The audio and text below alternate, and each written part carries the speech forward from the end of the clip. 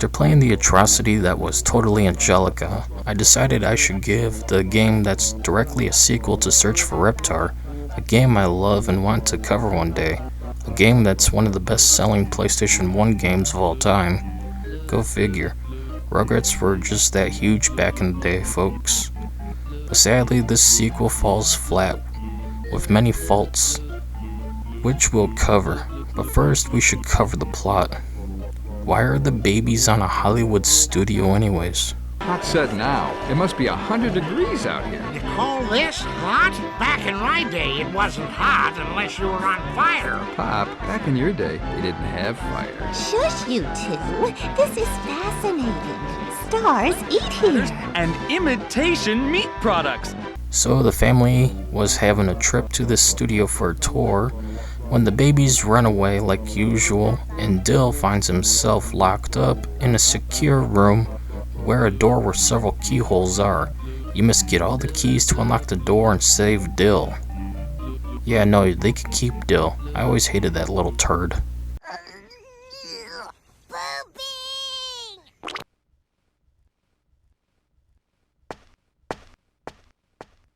Come on, you guys. We got to search this whole studio to find the rest of those keys and rescue that kid. Dill. Once we got a key, it goes in that locky thing. Let's go! It's showtime, babies! Arr! Ahoy, matey! You're latey! The Captain Cookie's crew is ready to set sail! Go through yonder doors and choose a set to start filming. See you on the set, landlubber! The first studio set I tried was the pirate one. Good God, what a bad first impression of the game. You ever wanted a clone of Sonic R from the Sega Saturn? No? Too bad. You have to play it several times to get keys for later on reasons I'll explain later. Till then, let's cover the other minigames, cause I have nothing else to say about a motherfucking Sonic R clone.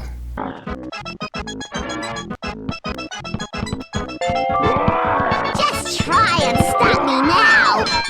The second minigame is Tag, where you just run around and try to tag every baby out of the game in the Sonic R racetrack level now repurposed for Tag. It's boring and takes forever. Much like the last minigame where you must run around, avoid touching hazards, collect blue keys, and locate and open a large chest to complete each level. This takes forever, and one false move, you lose a random key and have to run all the way back to get it. Lame.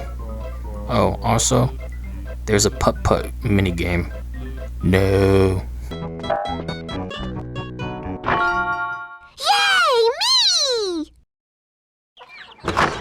I always wanted to be a cowgirl. Well, if it ain't Susie the Kid. Yeah! This counter ain't big enough for the both of us, so I'll leave. Mosey on in and start filming your Western epic, Lazy Saddles. Get along, little Susie. The worst section of the game is easily Lazy Saddles, where you play as Susie and the others. The theme is Wild West, a boring oversaturated genre I wish that would die off. Honestly, never liked Western shit, especially Red Dead Redemption 2. Ugh. But yeah, the minigames are a shooting gallery and minecart Pac-Man style minigame where you have to collect gold nuggets in each level within a time limit to win.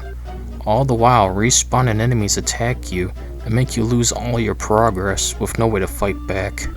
Lame.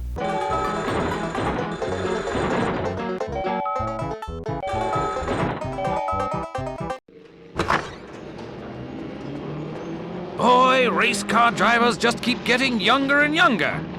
The crew's ready to film the big race scenes, so put it in high gear and peel out through those doors. Neat! If you can reach the gas pedal, that is.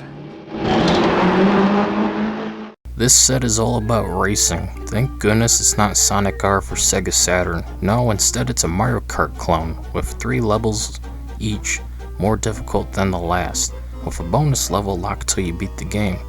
Yeah, no thanks.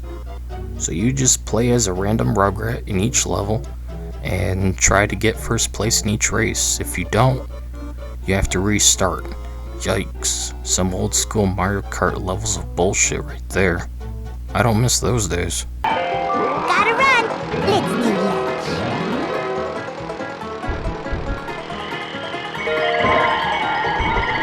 Now, it's about points and trying to get first for the most, but can still come out on top. Thank God too. But Demise of Thunder doesn't follow modern Mario Kart rules. It's old school, and I'm not a fan of that. But thankfully, unlike Mario Kart, the AI doesn't rubber band, meaning if you get ahead, it's nothing but smooth sailing, which I do enjoy.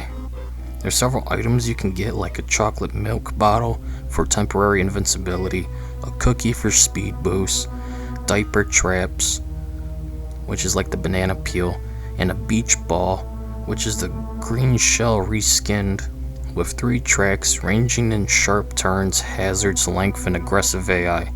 It's actually the only good part of the game. Why couldn't we just have an entire Mario Kart clone video game based on the Rugrats instead? I don't know what I'm doing!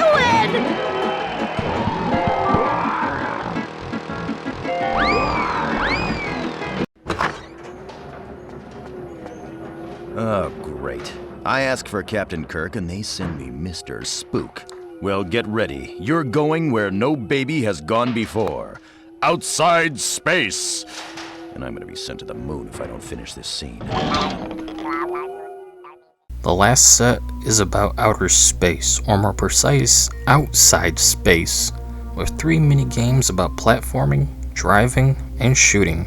The platforming one just shows how bad the controls are. Like most games with jumping mechanics, it's held back by one of the oldest tropes in gaming. If you're too close to the edge, you cannot jump and will just fall to your death trope.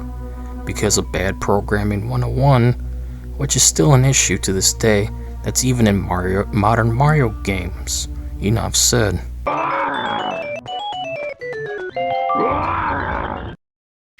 Cut! Talk about starting at the bottom. The driving has you controlling a horribly controlling spacecraft and running over various aliens. Alien vehicular genocide? Alright, this wasn't that bad, but the controls and camera didn't help. A sad truth to the PlayStation 1 was always in the controls and camera work of even the best of PlayStation 1 games. The last minigame is the shooting gallery reskin from Lazy Saddles, except now it's space lasers and asteroids. Just blast everything and pass each of the sections to get a key. Boring.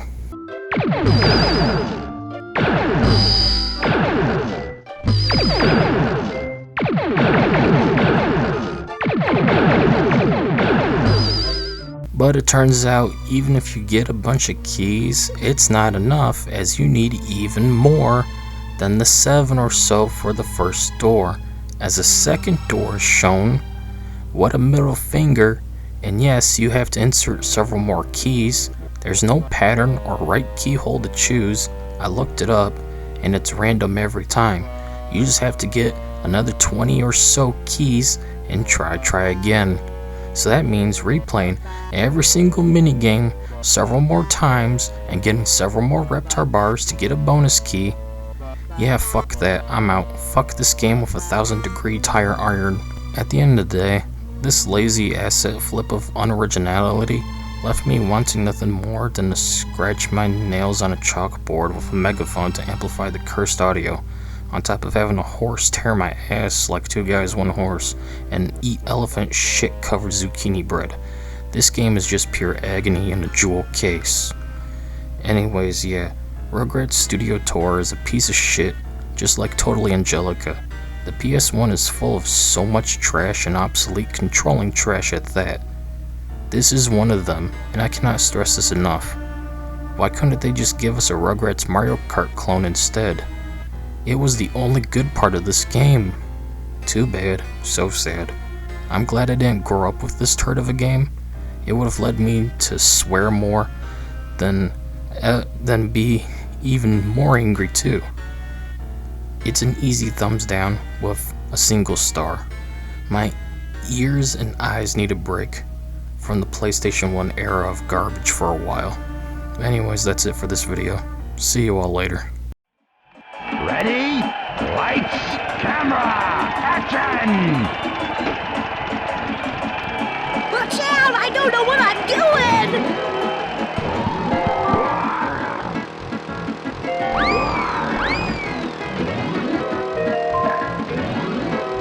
Make way for clean